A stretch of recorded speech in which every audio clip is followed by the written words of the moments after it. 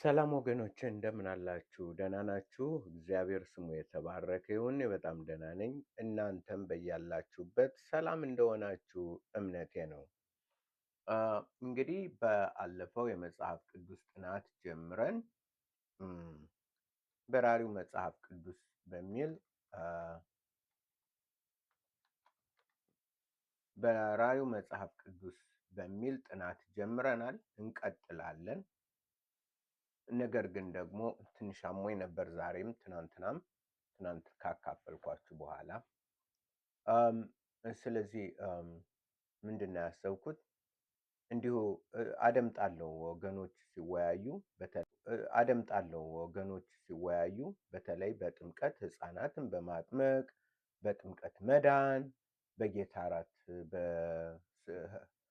አም፣ በጌታ እራት መዳን በዚህ እንድናለን የሚል አም፣ የአባቶች አስተምሮ እንዲያውም አንዳንድ የኦርቶዶክሳውያን የሆናችሁ አንተን እንከተልህ ነበር ግን አሁን እንደዚህ መሆንን እኛ አንከተልም፣ ካሁን በኋላ በጣም አንተም ያው ነህ ምናምን የሚል ነገር ኮሜንት ትታችኋል። አሁን የምለው እኔ ማንም እንዲከተለኝ አልፈልግም። ትልቁ ችግር የዘመናችን ሰዎችን እየተከተሉ ነው። ሰዎችን ማንም እንዲከተለኝ አልፈልግም። ማንም ይልቅስ እኔ ምልክት ነኝ። ምልክት ወደ ምግብ ቤት የሚል ምልክት አለ አይደል? ምልክቱን አይተህ ትሄዳለህ። እኛ ምልክት ነን እንጂ እኛን ብትከተለን የምታገኘው ነገር የለም። ጥፋት ነው። ሰውን የሚከተል ይወድቃል፣ ይጠፋል። ነገር ግን እኛ የምንከተለው የወደደን የመጣ ከሰማየ ሰማያት መጥቶ በቅድስት ድንግል ማኅፀን አድሮ ስጋን ለብሶ በቅድስት ማርያም ማኅፀን ማለቴ ነው። ስጋን ለብሶ እኛንን ከዘላለም ሞትና ከዘላለም ጥፋት ያዳነን እኔን ተከተሉኝ፣ እኔን ስሙ፣ ወደ እኔ ኑ የሚለውን ኢየሱስን ነው። ስለዚህ ሃይማኖተኞች አትከተሉኝ። እኔን አደራ በሰማይ አደራ በምድር አትከተሉ። ምክንያቱም ከእኔ ምንም የምታገኙት ጥሩ ነገር የለም። ጥሩ የሆነው ኢየሱስን ነው። ጥሩ የሆነውን ነው የማሳየው። የሰው ልጅ ደካማ ነው። የሰው ልጅ የተለያየ እንትን አለበት። እኔ በራሴ ብዙ ድካም አለብኝ። ነገር ግን ኃያል ብርቱ ገናና የሆነውን ኢየሱስን ነው የምናሳየው። ስለዚህ ጴንጤም ሁን ኦርቶዶክስም ሁን ምንም ሁን የራስ ምርጫ ነው። የእግዚአብሔር ቃል ግን የእግዚአብሔር ቃል ነው። በዚህ አንደራደር። የእግዚአብሔር ቃል ምን ይላል ነው እኔ የምነግራችሁ ለእናንተ። የምትፈልጉት ከሆነ እግዚአብሔር ቃሉ እንደዚህ ብሎ ያስተምራል። ስሙ፣ አድምጡ፣ ስሙ፣ ተከተሉት ነው። የኔ እንደዛ ነው። በተማርኩት መሰረት እግዚአብሔር እንዲህ ይላል፣ እግዚአብሔር ይህን ይናገራል፣ እግዚአብሔር ይህን ያስተምራል፣ ይህም ደግሞ በመጽሐፍ ቅዱስ ይገኛል በሚል ነው። ዛሬ እንግዲህ ሰሞኑን በተለይ ስለ ጥምቀት ስለምናምን ስለተለያየ ሰው የሚድንበት በምንድን ነው የሚል እና እህቶች ወንድሞች የቤተ ክርስቲያናትን የተለያዩ አብያተ ክርስቲያናትን አስተምሮዎችና እንትኖች በመውሰድ የሚከራከሩት አለ። ስለዚህ ኢሳይያስ ምዕራፍ 4ን እዛ ጀምረን እናያለን። ያን በራሪ መጽሐፍ ቅዱስ እንቀጥላለን። ያ ዋና መሰረታዊ ትምህርት ነው። ይሄም ደግሞ ጠቃሚ ስለሆነ ኢሳይያስ ምዕራፍ 4ን በአማርኛ አነብላችሁና በዛ ዙሪያ ሰፋ አድርገን እንመለከታለን። ትንቢተ ኢሳይያስ በጌታ በኢየሱስ ክርስቶስ ስም አነበዋለሁ። ትንቢተ ኢሳይያስ ምዕራፍ 4 በዛን ቀን 7 ሴቶች የገዛ እንጀራችንን እንበላለን፣ የገዛ ልብሳችንን እንለብሳለን፣ ስምህ ብቻ በእኛ ላይ ይጠራ፣ መሰደባችን አርቅ ብለው አንዱን ወንድ ይይዙታል። በዛን ቀን የእግዚአብሔር ቁጥቋጥ ለጌጥና ለክብር ይሆናል። ከእስራኤል ወገን ላመለጡ ሰዎች የምድሪቱ ፍሬ ለትምክህትና ለውበት ይሆናል።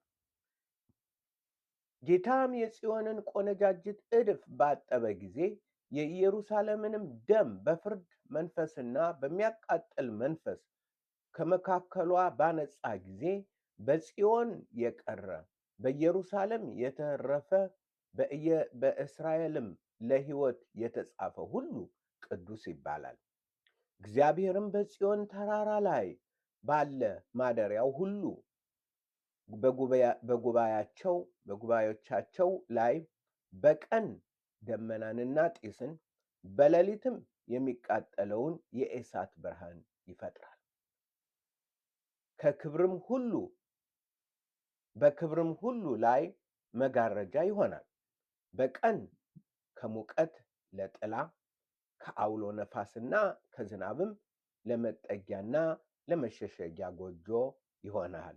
አሜን አሜን አሜን አሜን። እግዚአብሔር ስሙ የተባረከ። እግዚአብሔር እንዴት አይነት አምላክ ነው እኮ! ይህን የመሰለ አስገራሚ ደስ የሚል ልብ ውስጥ የሚገባ ነፍስ ውስጥ የሚሰርጽ የእውቀት የጥበብ ቃል ነው የሚናገረው እግዚአብሔር ስሙ ይባረክ። ስለዚህ አንድ ነገር ይናገራል። አንድ ትንሽ የሚያስቃችሁን ደግሞ ልንገራችሁ። ድሮ ልጆች እያለን ይሄ ይነበብ ነበር። ይሄ ተነቦ ምንድን ነው ሲባል በ8ኛው ሺህ ወንዱ ሁሉ አልቆ ሴቱ ብቻ ይቀራል። ወንድ ሁሉ ያልቅና ሴቱ ብቻ ስለሚቀር አንድ ወንድ ለ7 ሴት እንትን ይባላል። ሴቱ ሁሉ በቃ ኧረ እባካችሁ እንደው ቢቀር እንደው ሰብስባችሁ 7 ሁነን አንድ ወንድ አምጡልን ብሎ አንድ ወንድ ከማን ኖት ናው ምንድነው እንትን አሁን እያስተማርኩ እንትን ይላል ሼዳውን ላረግ ይላል። ቆንጆ የእውቀትና የጥበብ ቃልን የእግዚአብሔርን ቃል እየተማርን ምናልባት የ8ኛው ሺህ ፈርቶ ኮምፒውተሩ ሁሉ ይፈራል 8ኛው ሺህ። ስለዚህ በ8ኛው ሺህ ወንዱ ሁሉ ያልቅና ሴቱ ብቻ ሲቀር እንደዛ የሚል ልጅ እያለን ተምረን ነበር። እንደዛ አይነት መረዳት ነበር ልጅ እያለን ሳናውቅ የእግዚአብሔርን ቃል። ምንድን ነው የሚያስተምረው ወገኖች? በዛን ቀን 7 ሴቶች የገዛ እንጀራችንን እንበላለን፣ የገዛ ልብሳችንን እንለብሳለን፣ ስምህ ብቻ በእኛ ይጠራ፣ መሰደባችንም አርቅ ብለው አንዱን ወንድ ይይዙታል። ዋው! ምንድን ነው መጽሐፉ በኢሳይያስ ላይ የሚናገረው? ኢሳይያስ ምዕራፍ 4 ምንድን ነው የሚናገረው? እነዚህ የት ናቸው? እነዚህ ሴቶች የት ነው ያሉት? ምን ሆነው ነው አንድ ወንድ የሚፈልጉት? አጡ እንዴ? የራሷን አትዝም እንዴ? እንደ የእስልምና እንትን ያለ ይመስላል። እንደ መሐመዱ አይነት አይደለ እንዴ? ሴቱ ተሰብስቦ አንዱን ነው አንድ ወንድ ሊያገቡ ነው ተሰብስቦ። ምንም ኧረ ሀገር ጉድ ይበል እናንተ። ኧረ ወይ እኮ ጆሮ አይሰማው የለም። ተሰብስበው 7 ሴቶች አንድ ወንድ እንትን ይላሉ። ምን ቸገራቸው? ለራሷ አትዝም እንዴ? ምንድን ነው? እና እግዚአብሔር ስሙ የተባረከ። ወደ እንግሊዘኛውና እንትኑንም ማነው ኢሳይያስ 4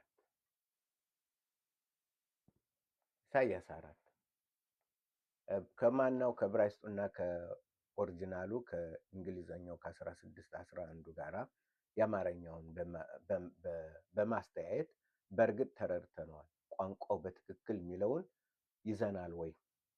በትክክል ተተርጉሟል ወይ? ማለት ዋና ስር መሰረቱን በመያዝ ይህን እንማራለን። And in that day 7 women shall take hold of one man. በዛም ቀን ይላል 7 ሴቶች አንዱን ወንድ ይዙታል ይዙታል። We'll eat our own bread. የገዛ ዳቧችን እንበላለን። And wear our own apparel. የገዛ ልብሳችን እንለብሳለን። ቀሚሳችን እንለብሳለን። Only ይህን ብቻ ግን እንፈልጋለን። Only let us be called by thy name. በስምህ እንጠራ፣ ስምህን እንፈልገዋለን። እኛ በጣም የምንፈልገው ነገር ቢሆን አንተ ወንድ እኛ የምንፈልገው ስምህን ነው። ምን አይነት ነህ? ምን ሆነው ነው ስም የሚፈልጉ እንዴ? to take away our reproach. ነውራችን ለማስወገድ ነውራችን አስወግድልን፣ ነውራችን አስወግድልን ብለው ይይዙታል ይላል። በሕዚቁ 70 ናሽም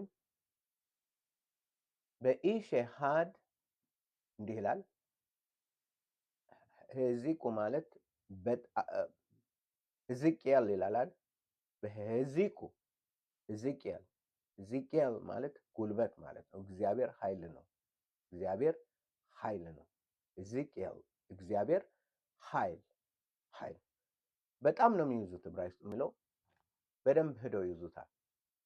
ጥሩ ነው መያዛቸው፣ በጣም ደስ ይላል።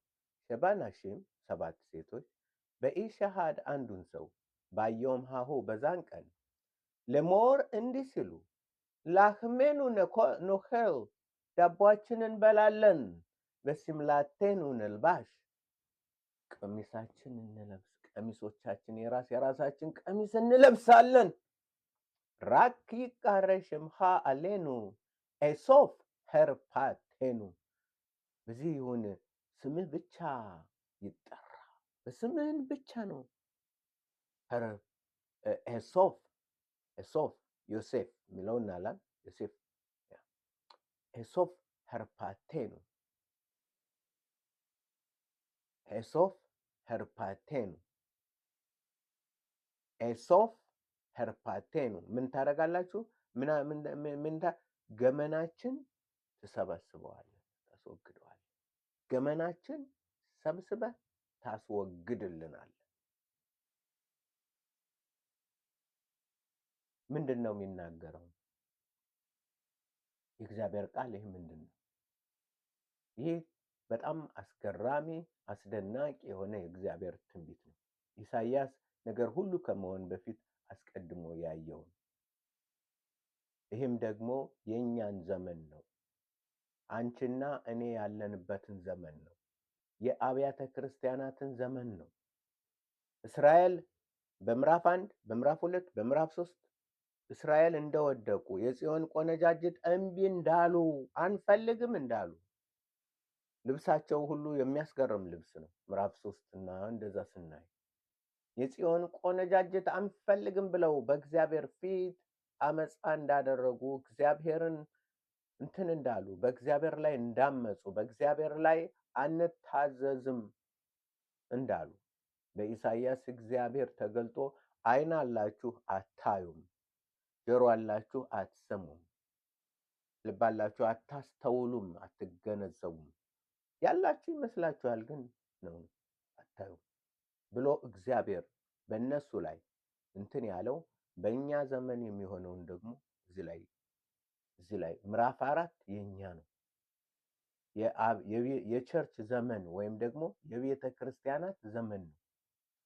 7ቱ ሴቶች 7ቱ አብያተ ክርስቲያናት ነው። እኛ በ7ቱ አብያተ ክርስቲያናት ውስጥ ነው የምንጠቃለለው። የአብያተ ክርስቲያናት 7 ማለት ሙሉ ማለት ነው። ሙሉነት፣ የእግዚአብሔር መንግስት መስተዳደር፣ የእግዚአብሔር ስርዓት፣ የእግዚአብሔር ወግ፣ የእግዚአብሔር ሕግ ሁለንተናው የሚከናወነው በ7ቱ አብያተ ክርስቲያናት ናቸው። 7 ለምን መረጠ? እነሱን እናያለን። 7 በምዕራፍ ራዕይ ምዕራፍ 1 2 3 በነዛ ላይ ያሉት 7ቱን አብያተ ክርስቲያናት ይህንን እንትን ስትሉ ያንን አስቡ። በዛ ውስጥ ደግሞ ራሳችሁን ያላችሁበትን አብያተ ክርስቲያናት ያላችሁበትን ሁኔታ በዛ ውስጥ አስገቡት። በዛ ሚዛን ውስጥ አስገቡ። መጽሐፍን የምንረዳው እንደዚህ ነው። እነዚህ 7 ሴቶች አንድ ወንድ ይፈልጋሉ።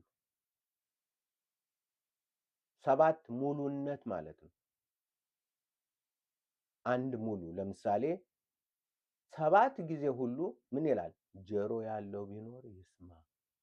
ለአብያተ ክርስቲያናት እንዲህ ብለህ መልአክ እንዲህ ብለህ ጻፍ። እንዲህ ጆሮ ያለው ቢኖር ይስማ። የሚሰማ ጆሮ ያለው ቢኖር ይስማ። ወደፊት እናየዋለን። የሚሰማ ጆሮ ያለው ይስማ እያለ ሁሉንም 7 ጊዜ ሙሉ መልእክት ነው። መልእክቱ ሙሉ መልእክት ነው። ጎዶሎ የለበትም። በሚገባ ኢየሱስ ሊላቸው የሚገባው ብሏቸዋል፣ ተናግሮናል። መስማት፣ ማድረግ፣ መኖር የእኛ ነው።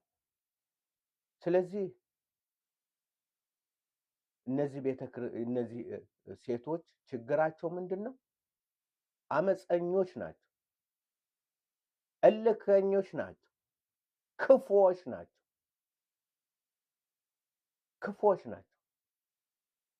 ለምን?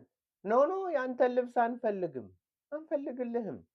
ኢየሱስን ካለበሰ አንድ ቤተክርስቲያን፣ አንድ ህዝብ፣ አንድ ክርስትና በክርስትና እንትን ኢየሱስን ካለበሰ የለም፣ ራቁቱን ውሸት ነው።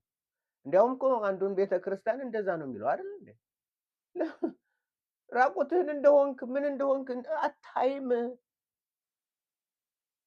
ምንም በቃ ሎዶቅያ የመጨረሻው ወደኛ የምትመጣው ወደኛ ቅርባችን የሆነ ሎዶቅያ የሱን መልእክት ውሰዱና እናየዋለን እያንዳንዱ። እና ምን አሉ? እኛ አንፈልግም ያንተን ምግብ አንበላም፣ ያንተን አንበላም፣ ስምህን ነው የምንፈልገው።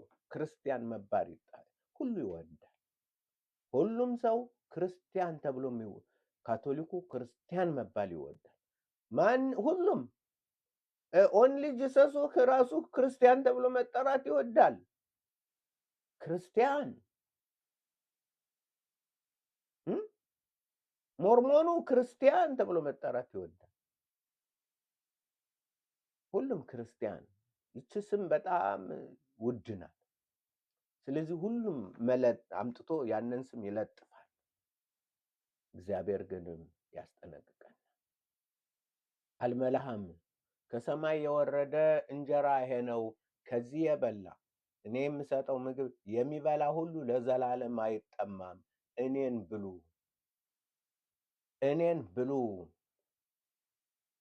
የኔ ህይወታችሁ እኔ ነኝ፣ ምግባችሁ እኔ ነኝ፣ የዘላለም ህይወትን የምሰጣችሁ እኔ ነኝ፣ የዘላለም ተስፋችሁ እኔ ነኝ ብሎ እግዚአብሔር ጌታ ተናገረ፣ አስተማረ። አንፈልግም፣ ኖ የራሳችን ነው። እንግዲህ አስተምሮታችሁ ሁሉ ስትመርምሩት በእግዚአብሔር ቃል አንድ ህፃን ኖ ተጠምቆ ነው የሚድን፣ ኧረ ተጠምቀ ነው የምትድን። ለምን እንደሆነ ታውቃላችሁ? ሰው በጥምቀት እድናለሁ የሚለው ስራው የእሱ ስራ እንትን ስለሚል የሰው ስራ ስላለበት በቃ ሰው ራሱ በዛ እንትን ይላል። የሚያጠምቀን እኮ መጽሐፍ እንደሚለው እሱ ነው፣ በመንፈስና በእሳት ያጠምቃል። ኢየሱስ በእውነት ካጠመቀህ እንጂ ራስህ 1000 ጊዜ ብትጠመቅ እንኳን እንትን የለም። የክርስቶስ ነው ፒስቱ ኢየሱስ ክርስቶስ የኢየሱስ እምነት የዳንበት ደምግበታችን፣ ውበታችን፣ መዳናችን፣ ክብራችን፣ ጌጣችን፣ መውጫ መግቢያ መኖሪያችን የዘላለም አምላክ ኢየሱስ ክርስቶስ ነው።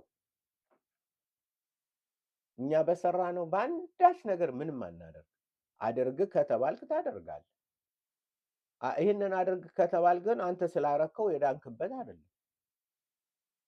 ስለዚህ ብዙ የተዛባ ትምህርት ብዙ በተለይ ሴቶች ሰማ ነበር። ዋው እናንተ አታውቁም። እናንተም መጽሐፉ ምን ይላል?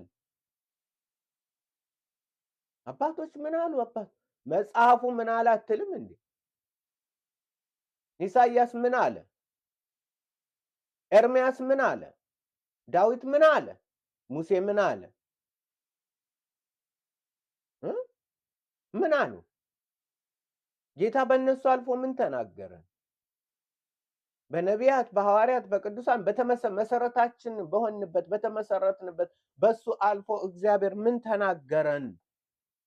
ስለዚህ የማንኛውም ዶክትሪን ማርቲን ሉተር አይደለም፣ ጆን ካልቪን አይደለም፣ ማንም አይደለም፣ አትናቲዮስም አይደለም፣ ወንድሞቻችን ናቸው። እነዚህ እንደኛ መጽሐፍን እኮ እያነበቡ ነው። አውጣና አንብብ። እነሱም አይሉም ያሉት እንደ መጽሐፍ ቅዱስ ከሆነ ተቀበለው፣ ካልሆነ አትቀበለው። ምክንያቱም እኛ ከማንኛውም እዚህ ላይ ዕብራይስጡን እዚህ ላይ ቁጭ፣ ግሪኩን እዚህ ላይ ቁጭ አድርጌ ሁሉንም እንትን አድርጌ መማር የምንቻልበት በቴክኖሎጂ እና በእንትን እኮ በጣም እንትን ባለ ጊዜ ነው ያለን እኛ። ነገር ግን በአንደኛው ክፍለ ዘመን ወረቀት በሌለበት ምን በሌለበት ምናምን ስንት ተገልብጦ መጽሐፍ ምናምን በሌለበት የነበሩትን አባቶች እነሱ ያን ቃል እያነበቡ እናንትን እያሉ በልባቸው ይዘው መጽሐፍ እንኳን ሳይኖራቸው በኖሩበት ያለውን እነሱ ያ ጌታ ይባርካቸው በዛ ሁሉ አልፈዋል። እኛ ደግሞ የመጨረሻው ዘመን ነን። ሁሉ ተሰጥቶናል። አንዳችን ትንሣኤ በፎን ታገኘዋለህ። ፎን አልነበራቸው። መጽሐፍን የእግዚአብሔርን ቃል እኮ ለመስማት አገር አቋርጦ ነው የሚሄድ የነበረው። ስንቅ ይዘው እኮ ነው የሚሄዱ የነበረው። ያስተማሪ ያለህ የእግዚአብሔርን ቃል ማን ነው የሚያስተምረኝ ብለው ዛሬ ትራስ አድርገው ነው የምተኛው። አሁን እነከሌ እነዚህ ዘመኑ ያንተ ነው። መጽሐፍ ቅዱስን አውጣ፣ አንብብ፣ መርምር፣ ወደ ጌታ ጸልይ፣ አስተምረኝ በል፣ አስተምረኝ በይ። ልብስ ሁነኝ ጌታ ሆይ፣ ልብስ ሁነኝ፣ ጽድቅ ልብስ ይሁነኝ።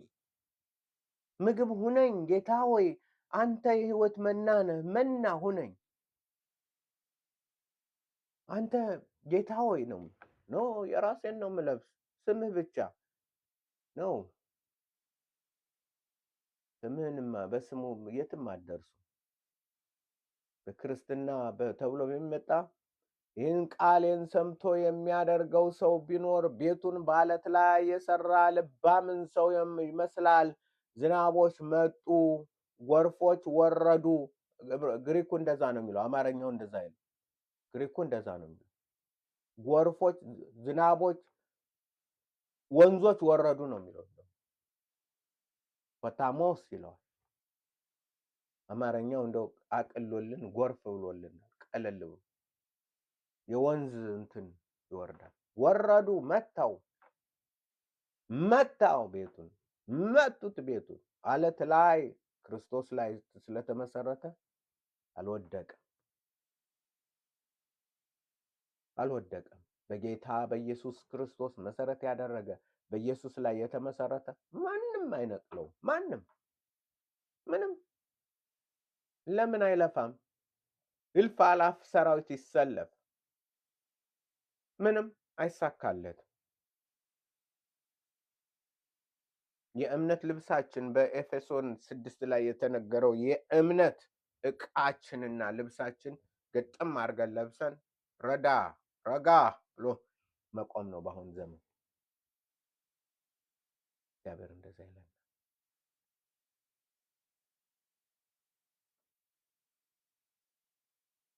ልብሳችን እንለብሳለን። አልለብስም፣ የኔን ልብስ አልለብስም። የጌታን የክርስቶስን የጽድቅ ልብስ ነው።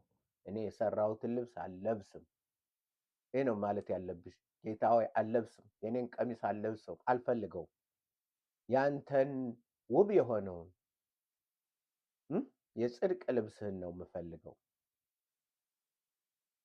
ያንን ምግብ አልፈልገውም። ይሄ ምግብ ይሄ የሚለው የምትለቃቅሚው በፍልስፍና በትምህርት ቤት በምናምን የምትለቃቅሚው ልብስ አለ፣ ምግብ አላት ነው። የክብር ምግብ የሆነው ከእምነት ወደ እምነት ከጥበብ ወደ ጥበብ ከክብር ወደ ክብር ወደ ዘላለም ወደ ላይ የሚያወጣውን እውቀት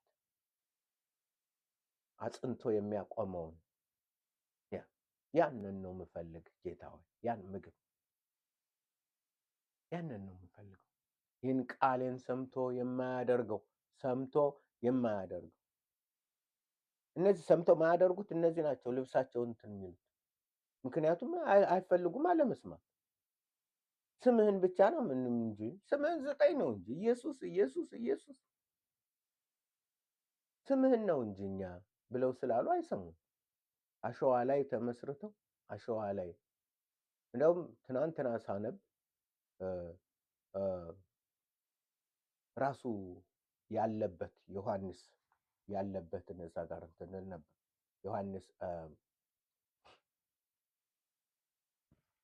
ዮሐንስ ራእይ ላይ 13 ላይ ልክ ትልቅ ጥፋት የተደረገበት ነው። በጣም ትልቅ ጥፋት በወገኖች ላይ ሰይጣን የተሳካለት ስራ የሰራበት ነው እዛ ላይ የምናየው እና 13 ላይ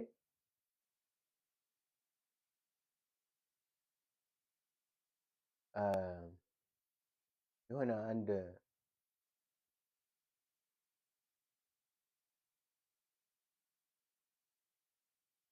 አሸዋ አንድ አውሬም ከባህር ሲወጣ አየሁ።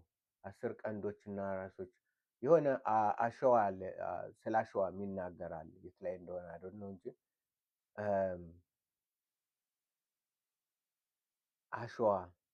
በአሸዋ ላይ ሲወጣ ነው የሚለው። አሸዋ በበዛበት በአሸዋ ምድር ምንድነው ይሄ አሸዋ? አሸዋ ምንድነው? መሰረቱን ነው የሚናገረው። ልክ እሱ ራእዩን ያየው አሸዋ አካባቢ ነው። ዋው! አሸዋ ምንድነው ያለበት? ጥፋት። እኛ በአለት ላይ ነው የምንቆመው። ራእያችን ሁለመናችን በአለቱ ላይ ነው። አለቱም የማይናወጠው ክብር የሆነው የእግዚአብሔር ልጅ ኢየሱስ ነው። ከሱ ውጭ ምንም ልታረጉት አትችሉም።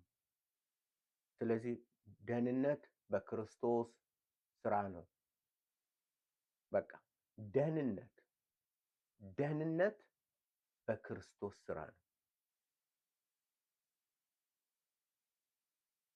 የክርስቶስ ነው ሁለንተና የጌታ የኢየሱስ ነው። ፊስቱ ኢየሱስ ክርስቶስ የኢየሱስ ክርስቶስ እምነት የዳንበት ቅዱስ ጳውሎስ ደግሞ እንዳለው እናያለን። የክርስቶስ እምነት አድኗችኋል። በእኛ አይደለም፣ በስራችሁ አይደለም፣ አንተ በምትሰራው አይደለም፣ አንቺ በምትሰሪው አይደለም። ደህንነትሽ መሰረቱ እሱ ነው። ከዳንሽ በኋላ ደግሞ እንደ ዳነ ትኖሪያለሽ፣ ስራሽን ትሰሪያለሽ። በቀንበሩን ወደ ምንድነው በሬውን ወደፊት ቀንበሩን ወደ ኋላ ነው ምንድነው የሚባለው? ገልብጦ እንትን ማለት እንደዛ አታድርጉት። የዳነ ሰው ይተነፍሳል። የተወለደ ሰው ይተነፍሳል።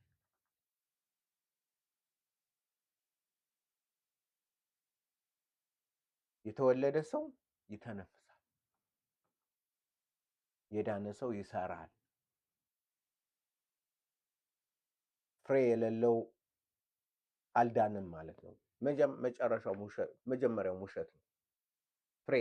ፍሬ የሌለው አባቱን ነው የሚመስል። ወደ ክርስቶስ ሲጠጋ አባቱን ነው የሚመስል። አባቱ የሚሰራውን ስራ ይሰራል። የሚያዘውን ሁሉ ያደርጋል። ኢየሱስ ደግሞ አባታችን፣ ተስፋችን፣ እግዚአብሔር አብ ያዘጋጀልን ወደ እርሱ ጎትቶ ያመጣን የዘላለም ሕይወት፣ የዘላለም ተስፋ፣ የዘላለም ክብር፣ የዘላለም ሞገስ፣ የዘላለም አለኝታችን የእግዚአብሔር ልጅ ኢየሱስ ነው። ስለዚህ ይህንን እናጠናዋለን። አንብቡት። በተለይ ኢሳይያስ 4 ከሌላው ጋር አዩት። ምክንያቱም እንደዛ ነው። ወደ ሌላ ጥቂት ከዚህ ጥቂት ከዛ አውጡ፣ አውርዱ፣ ተማሩ፣ ክርስቶስን ውደዱ። እኛ እንደወደድነው ሳይሆን እሱ አስቀድሞ እንደወደደን የኃጢአታችንን ማስተሰሪያ ይሆን ዘንድ እንድያ ልጁን እንደሰጠን ነው። እግዚአብሔር ነው የወደደን። ሲወደን ደግሞ መልሰን መውደድ ነው። መውደድ ማለት ምን ማለት ነው?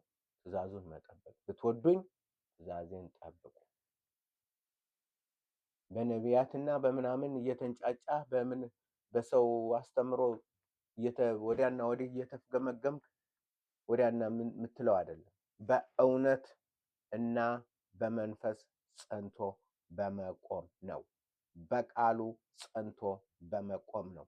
ቃሉን በመራብ በመጠማት በመማር ነው። ይሄ ነው። እግዚአብሔር ይባርካችሁ። የዛሬውን እዚህ ጨርሳለሁ።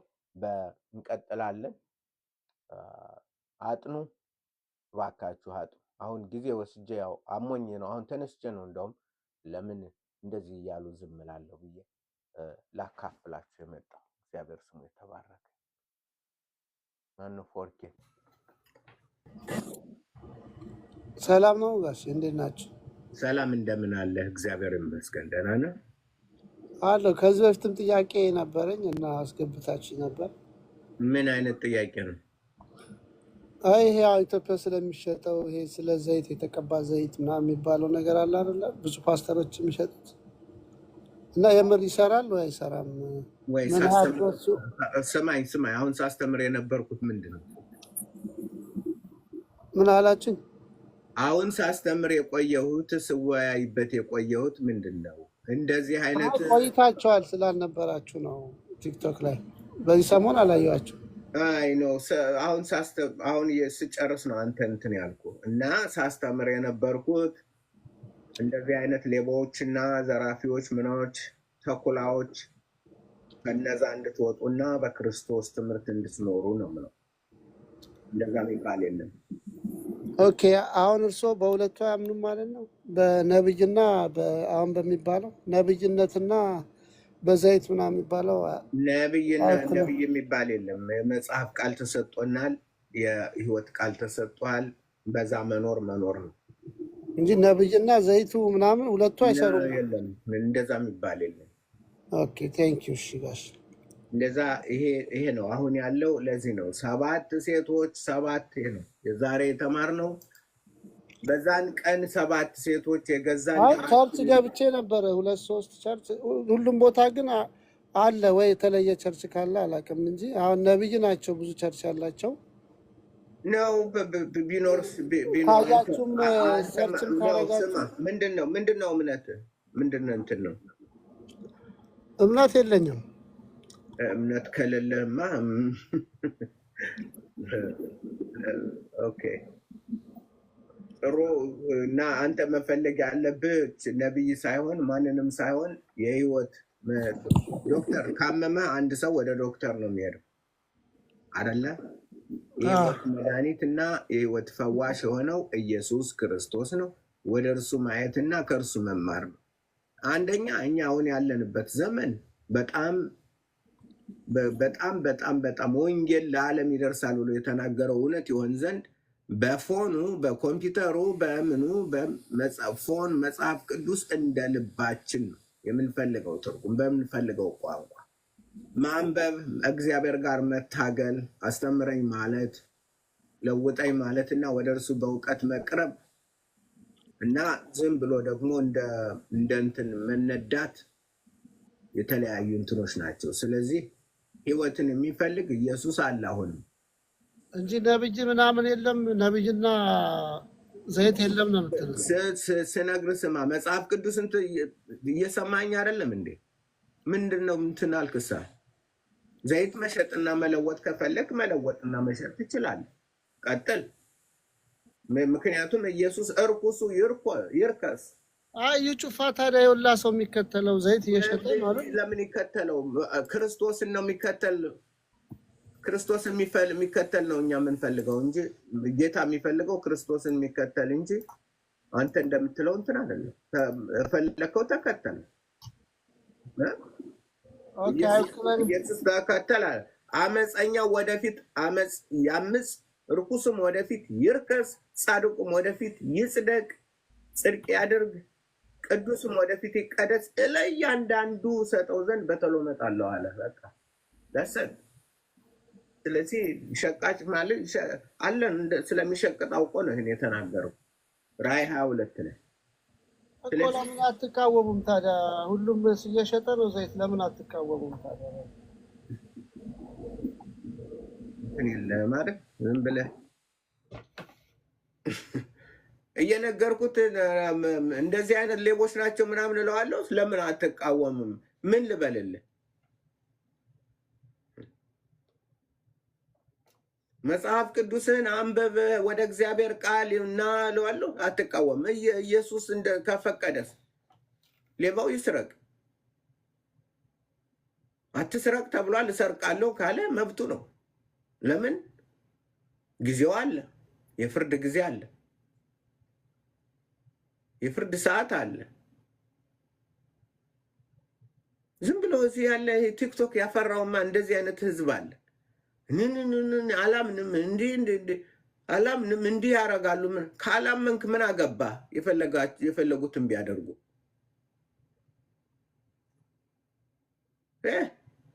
ምን አገባ? አብረህ ያው ነው። አንተም እኮ ሌባው ሆነም ሁሉም ያው ሁሉም እኩል ነው። የዝንጀሮ ቆንጆ ነው። በኢየሱስ የሆነ ብቻ ነው። በክርስቶስ ያመነና በእርሱ ቃል የሚኖር ብቻ እንጂ ሁሉም የዝንጀሮ ቆንጆ ነው። አልኖርም ካለ የፈለገው ይሁን። አላምንም ብትልም አታመልጥም። ሸቃጩም እኩል ነው። በአንድ ላይ ነው የሚጣለው። ወደ እሳት ባህር ነው የሚጣለው። እንደዛ ነው የሚለው። ደግሞ ይጠይቃል። አሁን ደግሞ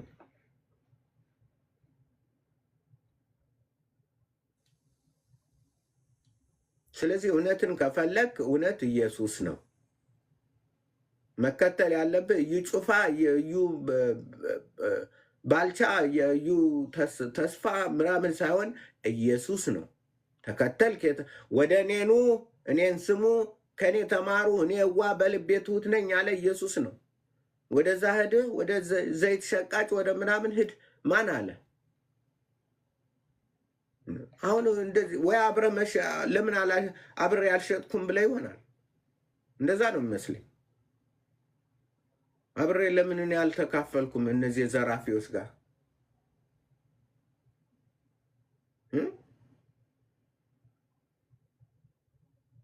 ህይወትን የሚወድ ኢየሱስን ነው የሚወደው። ኢየሱስ በገንዘብ አይደለም። ኢየሱስ በዘይት አይደለም።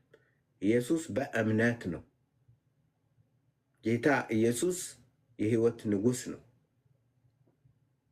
በእሱ የሚያምኑ ሁሉ አያፍሩም። መድኃኒት የሆናቸውና ያድናቸው ዘንድ የመጣ እሱ ነው። ስለዚህ የዘላለምን ህይወት የሚሰጥ እሱ ነው። መሸቀጥ ሸቃጭ አለ። ለዛ እኮ ነው ስናገር የቆየው። ሳስተምር ቆይቼ መጥቶ አዲስ ነገር እንትን ይላል።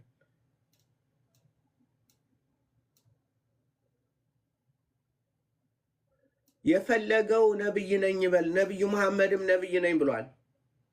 ነብዩ መሐመድም የተረገመው ነብይ ነኝ ብሏል። ነብዩ መሐመድ ነብይ ነኝ ካለ እዩ ጭፋ ነብይ ነኝ የማይልበት ምክንያት ምንድን ነው?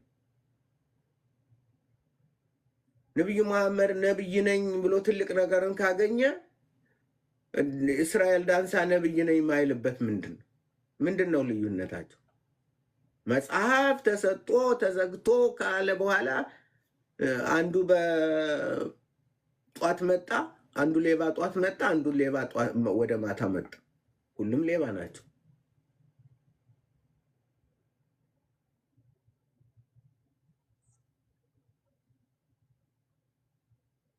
ሁሉም ሌባ ናቸው። ሁሉም ዘራፊ ናቸው። ስለዚህ ለጥቅም ነው ሁሉ። ሌላው ሁሉ የመጣው ለጥቅሙ ነው። ኢየሱስ ለእኔ ጥቅም ነው የመጣው። ኢየሱስ ለአንቺ ጥቅም ነው የመጣው። ይህ ሁሉ እንትን የሚለው ለራሱ ጥቅም ነው። መሐመድ ለራሱ ጥቅም ነው። ያ እያንዳንዱ ለራሱ ጥቅም ነው። እስራኤል ዳንሳ ለራሱ ጥቅም ነው። ቲቪ ጆሹዋ ለራሱ ጥቅም ነው። ያ መጡ። ስለዚህ የሚሰማ ካለ ክርስቶስን በጎቼ ድምፄን ይሰማሉ፣ ከሌላው ይሸሻሉ። ኢየሱስን የሚሰማ ከሌላው ይሸሻል፣ ወደ ክርስቶስ ይቀርባል። እኛ እንትን የምንለው ያንን ነው።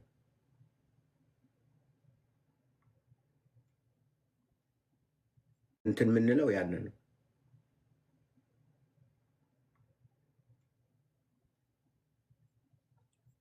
እግዚአብሔር ስሙ የተባረከ ይሁን። ይሄ ነው እንግዲህ በኢሳይያስ የጀመርነው ስለ 7 ሴቶች ቀጥለን እንማራለን።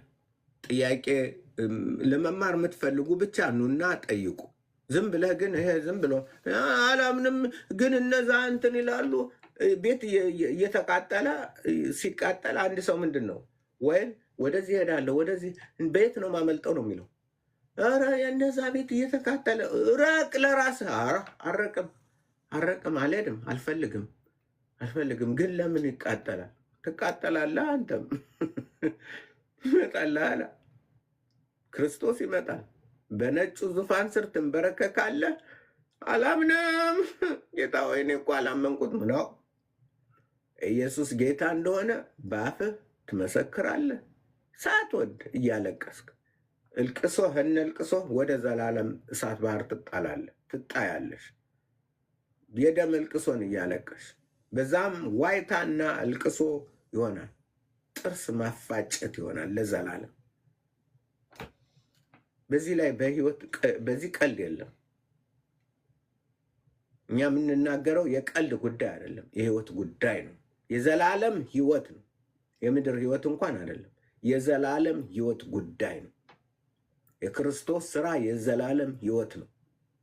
ጌታ ኢየሱስን አምኖ የማይቀበል በቃ ስለዚህ ሁሉም የዝንጀሮ ቆንጆ ነው። አንተም አላመንክም፣ ያው እንደ ሌባው ነው አንተ አብረህን የምትለው። እንደ ዘይት ሻጩ እንደ እንትን ዘይት ነው እንደ ነብይ ነኝ ባይ እንደምናምን አንተም አብረህ እንደ ደብተራው እንደ አመንዝራው ከነ ሂትለር ጋር አብረህ እንትን ትላለህ። ያ አረ ይህን አላረኩም፣ ኃጢአት በቂ ነው ያንተ። በክርስቶስ ላይ አላምንም ያለ በአንዱ በእግዚአብሔር ልጅም ስላላመነ አሁን ተፈርዶበታል። ምን ታደርገዋለህ? እና ያን ነው። ጌታ ስሙ የተባረከ ይሁን። ደህና ሁን። 99 ብትጠይቅ አንተ ካሁን በኋላ መጣ እንዳትጠይቀኝ እንትን የለም።